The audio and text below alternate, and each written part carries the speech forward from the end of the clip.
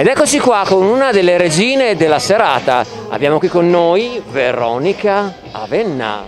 Come stai? Buonasera a tutti, molto bene e molto contenta di riuscire a concretizzare questo evento in questo tempo di pandemia, questo tempo di difficoltà comunque, per portare un po' di allegria in questi momenti di ansietà, in questi momenti difficili.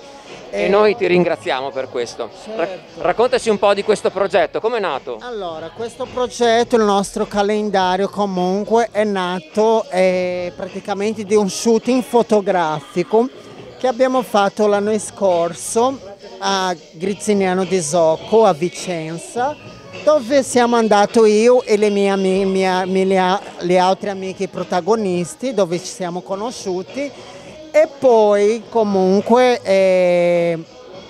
hai deciso praticamente il nostro produttore Mattia Pagliarulo di fare il calendario, però comunque è giusto per fare, e poi io ho deciso di fare una festa, dopo che è successo tutta questa cosa, ho deciso di fare un evento però diverso, a parte di portare un po' di allegria, di portare un po' di trasgressione alle persone che sono qui a questa sera e praticamente aiutare anche le altre persone, che a parte questo progetto non è solo per noi, però è un progetto beneficente dove dobbiamo aiutare le persone, dove abbiamo scelto una istituzione di bambini con tumori, e Lena ha scelto un'istituzione per aiutare gli animali di quattro zampe, perché lei c'è una passione comunque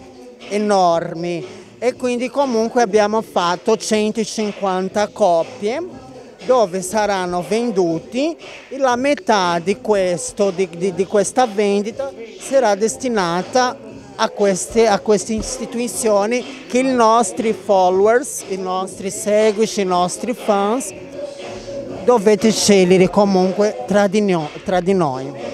Ho capito, quindi è una cosa che vi rende molto onore. Ci vuoi raccontare qualche aneddoto di questo, come è andato lo shooting? È successo qualcosa di particolare? Cosa hai dovuto fare? No, non ho capito, scusa? Qualche aneddoto, una cosa particolare, curiosa, che magari ci puoi raccontare durante lo shooting che è avvenuta? Sì, ci siamo divertiti tanto, e comunque giusto per avere, comunque io non li conoscevo loro, e giusto per avere comunque questo feeling tra di noi che abbiamo praticamente, a parte siamo colleghi del lavoro nel settore arte, è nata una grande amicizia comunque tra di noi, e comunque diciamo che questo alla fine hai portato alla fine questo progetto. Molto bene, allora comunque in bocca al lupo per la serata. Grazie E complimenti per la Miss, molto Jessica Rabbit. Volevamo sapere, si chiedevano gli amici a casa, dov'è il coniglio? Come? Dov'è il coniglio?